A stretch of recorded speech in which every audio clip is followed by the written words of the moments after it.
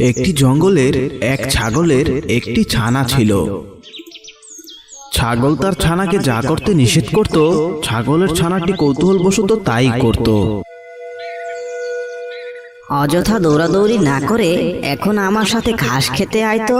না মা, আমার ক্ষুধা লাগেনি, আমি এখন কিছুই খাবো না। আমি এই গাছের ছায়ার নিচে দাঁড়িয়ে থাকবো, তুমি ঘাস খাও।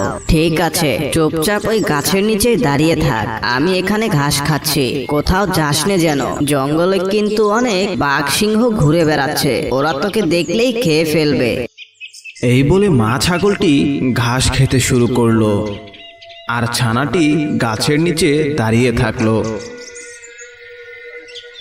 বেশ কিছুক্ষণ দাঁড়িয়ে থাকার পর ছানাটি বলল, গলাটা শুকিয়ে এসেছে, মা তো এদিকে ঘাস খাচ্ছে, মাকে আর বিরক্ত করব না। আমি বরং নদীতে গিয়ে পানি খেয়ে আবার তাড়াতাড়ি চলে আসব, মা টেরও পাবে না। এই বলে ছাগলের ছানাটি তার মাকে কিছু না বলেই নদীতে যেতে লাগলো, আর ছাগলটি ঘাস খেতেই থাকলো। অনেকক্ষণ ঘাস খাওয়ার পর সে পিছে ফিরে দেখলো তার ছানাটি সেখানে নেই। এই ছানাটিকে নিয়ে আমার যত যন্ত্রণা, কিছু না বলেই যেখানে সেখানে চলে যায়, আবার যেন কোথায় চলে গেল। আমার যন্ত্রণার আর শেষ নেই, মনে হয় ওই দিকেই গেছে। তাড়াতাড়ি গিয়ে ওকে খুঁজে বের করি, তা না হলে তো ওর বিপদ হবে। এই বলে ছাগলটি তার ছানাকে খুঁজতে বের হলো, আর ছাগলের ছানাটি নদীতে গিয়ে পৌঁছালো। এই নদীর পানি কতটা পরিষ্কার, অনেক সুন্দরও লাগছে নদীর পাড়ে এসে। আর দেরি করা যাবে না, ওদিকে যদি মা টের পায় তাহলে মা অনেক বকবে। তাড়াতাড়ি পানি খেয়ে আবারও মার কাছে ফিরে যায়। এই বলে ছাগলের ছানাটি নদীর পানি পান করতে লাগলো। তখনই ঝোপের আড়াল থেকে একটি সিংহ ছাগলের ছানাটিকে দেখে ফেললো। সিংহটি অনেক বয়স্ক ছিল, দৌড়াতেও পারত না, তাই সে তার শিকারকে ভয় দেখিয়ে মারত, তারপর সেই শিকার খেত।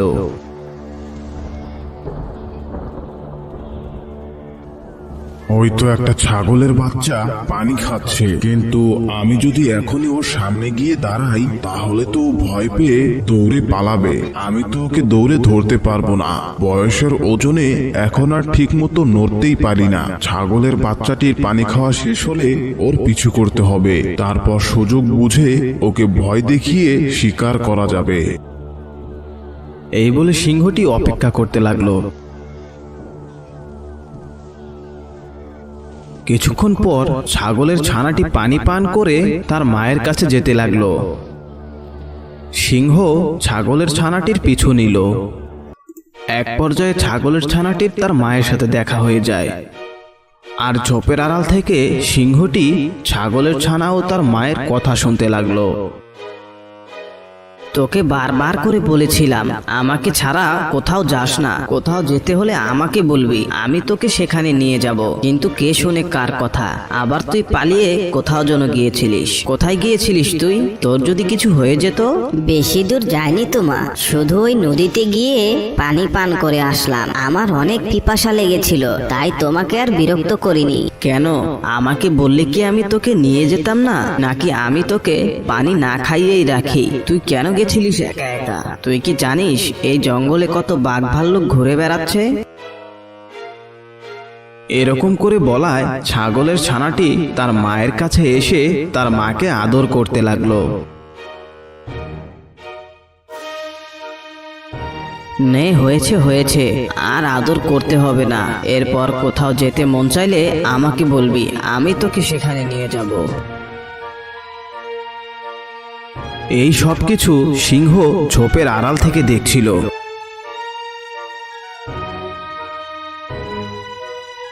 ছানাটির পিছু করতে করতে ওর মাকেও পেয়ে গেলাম। এইবার ওদের সামনে গিয়ে ওদেরকে ভয় দেখাই। ওদেরকে কোনো মতো বুঝতে দেওয়া যাবে না আমি ওদেরকে দৌড়ে শিকার করতে পারবো না, তাহলে ওরা পালিয়ে যাবে। এই বলে সিংহটি ঝোপের আড়াল থেকে বেরিয়ে আসলো। সিংহকে দেখে ছাগল আর ছাগলের ছানাটি অনেক ভয় পেয়ে গেল।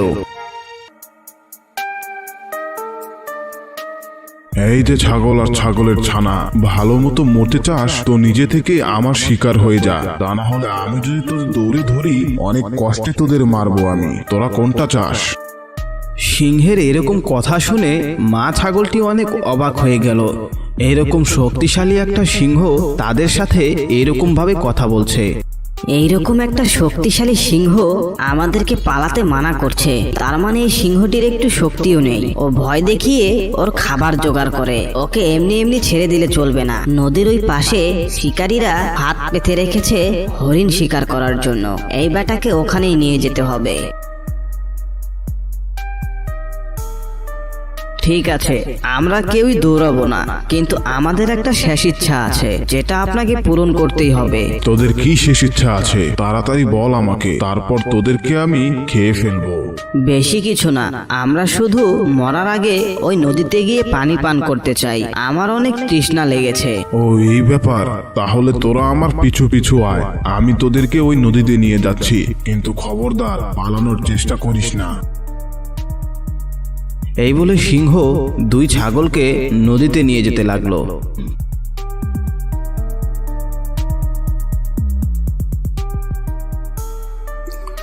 সিংহ নদীর ধারে পৌঁছে একটি গাছের নিচে দাঁড়ালো, যেই গাছের উপর শিকারী ফাঁদ পেতে রেখেছিল।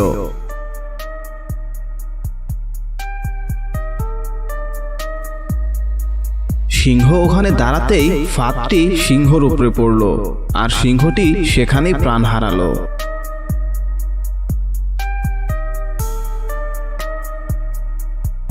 বোকা সিংহ, তুই এসেছিলি আমাদের খেতে, এখন তুই নিজেই শিকারীর ফাঁদে মারা গেলি। আর দেখেছিস তো আমার কথা না শুনলে কি হয়, এই সিংহটা তোর পেছনে পেছনে এসেছে।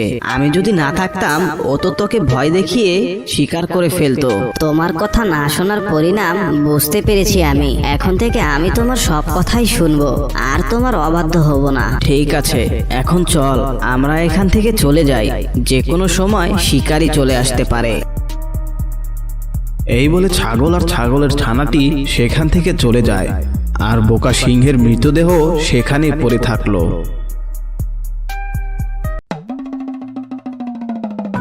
তো বন্ধুরা, আজকের গল্পটি তোমাদের কাছে কেমন লাগলো তা অবশ্যই আমাদেরকে জানিয়ে দিও, আর ভালো লাগলে অবশ্যই ভিডিওটিতে লাইক দিও, আর চ্যানেলটিতে নতুন হয়ে থাকলে সাবস্ক্রাইব করে পাশে থাকা বেল বাটনটি অন করে দিও। তো দেখা হচ্ছে পরবর্তী ভিডিওতে, ততক্ষণ পর্যন্ত তোমরা সবাই ভালো থাকো, সুস্থ থাকো।